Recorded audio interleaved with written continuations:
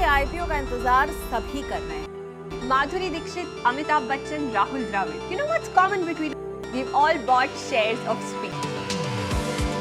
Swiggy's IPO that a lot of investors are waiting for. एक ऐसा IPO आ रहा है जिसका इंतजार सभी को है। लोग इस कंपनी के अनलिस्टेड शेयर पर ऐसे टूट पड़े कि इसका अनलिस्टेड शेयर भी मिलना मुश्किल पड़ गया है। और सिर्फ आम लोग ही नहीं, बड़े बड़े बिजनेसमैन, क्रिकेटर्स, सेलिब्रिटीज भी इस आईपीओ को लेकर एक्साइटेड हैं, क्योंकि यहाँ पर लोग एक्सपेक्ट कर रहे हैं कि क्या ये जोमेटो की तरह ही भागने वाला आईपीओ होगा। इससे पहले हमें स्विगी के बिजनेस मॉडल को समझना पड़ेगा और स्विगी के बनने की कहानी भी हमें जाननी पड़ेगी। तो शुरुआत करते हैं स्विगी के बिजनेस मॉडल से। तो स्विगी के ऐप में यदि आप जाते हैं तो वहाँ पे आपको फूड डिलीवरी का ऑप्शन मिलता है, साथ में डाइन आउट का ऑप्शन मिलता है, यानी किसी रेस्टोरेंट में आपको रिजर्वेशन कराना है तो वो आप स्विगी ऐप के जरिए कर सकते हैं। इंस्टामार्ट, जो कि इनका क्विक कॉमर्स प्लेटफॉर्म है, 10 मिनट में 15 मिनट में डिलीवरी करता है। साथ ही जेनी इनका प्लेटफॉर्म है पिकअप एंड ड्रॉप सर्विस के लिए। यह दिखने में तो जोमेटो की तरह ही दिखता है, इसके सारे एप्लीकेशन तो जोमेटो की तरह ही है, लेकिन स्विगी और जोमेटो में फंडामेंटल एक डिफरेंस है। अब स्विगी एक सुपर ऐप की तरह काम करता है, लेकिन स्विगी के बनने की कहानी क्या है इसे चलिए समझते हैं। ऑनलाइन फूड ऑर्डर करना आजकल की लाइफ स्टाइल का एक हिस्सा बन चुका है, क्योंकि इन कंपनियों ने खाना ऑर्डर करने का प्रोसेस इतना सुविधाजनक बना दिया है कि आप हजारों अलग अलग रेस्टोरेंट में से किसी भी अपनी पसंद की जगह में से खाना मंगवा सकते हैं। और इसी फूड डिलीवरी की रेस में स्विगी ने अपने स्टार्टअप के बाद ही कुछ ऐसी लोकप्रियता प्राप्त कर ली जिससे कुछ ही सालों में यह अपने कॉम्पिटिटर जोमेटो से भी आगे निकलकर सबकी जुबा में छाने लगी है। लेकिन आज जिस स्विगी की सफलता हमें दिखाई दे रही है, उनके फाउंडर ने कई अलग अलग बिजनेस भी ट्राई किए जिनमें उन्हें असफलता मिली थी। और स्विगी की शुरुआत इन तीनों ने एक साथ मिलकर किया था, जिसमें से ये दोनों ने बिट्स पिलानी से एक साथ ग्रेजुएशन किया था। और इन दोनों के मन में हमेशा से ही एक बिजनेस स्टार्ट करने की चाह थी। और इन दोनों ने कई स्टार्टअप किए जिनके फेलियर से लेसन सीखकर इन्होंने एक नए स्टार्टअप में कदम रखा, जो कि था फूड डिलीवरी का। और इसी तरह अगस्त 2014 में स्विगी की नींव रखी थी। और स्विगी की शुरुआत बेंगलोर के कोरमंगला नामक जगह से हुई थी, जहां पर पहले 6 डिलीवरी बॉय और उनके पोर्टल पर मात्र 25 रेस्टोरेंट ही लिस्टेड थे। लेकिन स्विगी के कॉन्सेप्ट को इन्वेस्टर्स ने काफी पसंद किया और उन्हें $2 मिलियन